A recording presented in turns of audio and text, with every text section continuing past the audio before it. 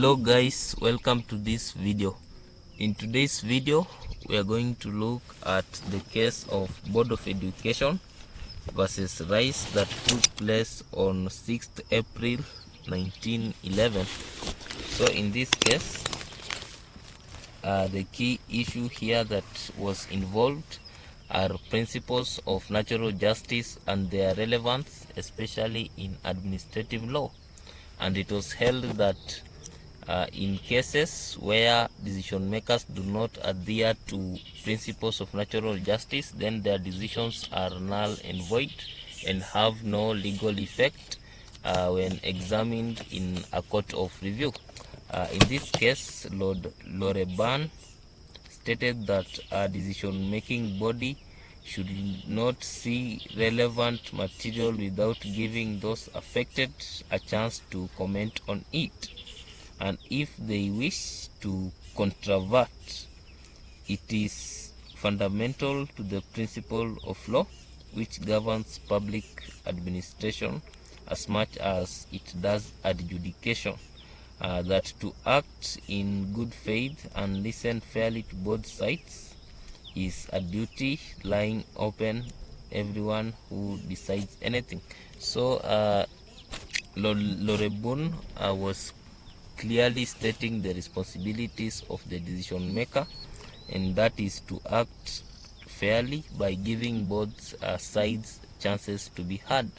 You cannot, a decision maker cannot make a judgment without giving all parties the opportunity to present their case and also to talk. So in this case, it was established that the Board of Education must act in good faith when dealing with an appeal. Loreburn stated that a decision made without following principles of natural justice is void. So in this case, we see that a local authority refused to pay salaries to teachers in a non-provided school at the same rate as it is paid in the teachers in provided schools. The managers of the non-provided school complained, and the Board of Education directed an inquiry, the result of which was a report that the local education authority had failed to maintain the school and keep it efficient. The questions required by Section 7 subsection 3 to be determined by the board were: 1. Whether the local education authority have in fixing and paying the salaries of teachers fulfill their duties under Section 7 subsection 1 of the Act, and 2. Whether the salaries inserted in the teachers' present agreements are reasonable in amount and ought to be paid by the authority, or what salaries the authority ought to pay.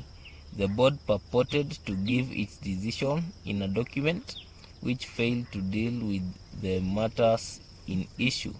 It was held that inasmuch as the board had not determined the questions, the decision must be quashed by certiorari, and a mandamus must issue commanding the board to determine the questions.